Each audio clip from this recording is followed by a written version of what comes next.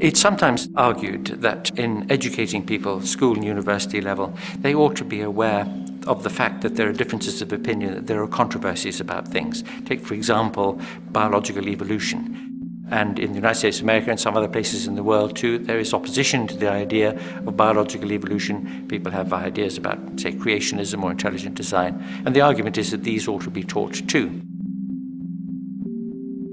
Let's broaden the picture a little bit here and ask whether this means that if you were teaching astronomy in school, you should also teach astrology, or in medical schools that the ancient theory of demon possession ought to be taught, and so on. And the minute that you broaden the conversation in that way, you begin to see that, in fact, trying to be inclusive and fair and to have all sides of the argument, all the objections that people might raise to something, is in fact going to interrupt and deeply pollute the educational process. We want to take our very best, most disciplined researchers about the world, across the range, in the natural sciences, in the social sciences, in the humanities, history, for example, and equip people with a good, solid, mainstream understanding of these things.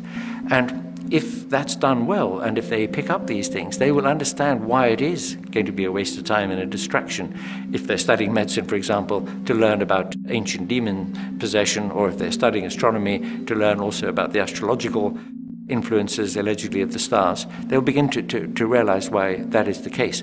But very often, this is a distraction. In the particular case of evolutionary theory and biology and the alleged competitor theories of intelligent design and so on, it's only because of the institutionalization of those views, the fact that the churches still exist and that religion is still a major factor in human society, that people think that that is a respectable competitor. But when you broaden the picture, you see that it isn't. My own answer to the question, should these controversies be taught as part of education? They certainly should not be taught as part of science education. They may be an occasion in the civics class, or at one point in the history class or the sociology class, where they might come up, but they are not serious competitors to genuine inquiry, and they ought not to be given the validation of being so.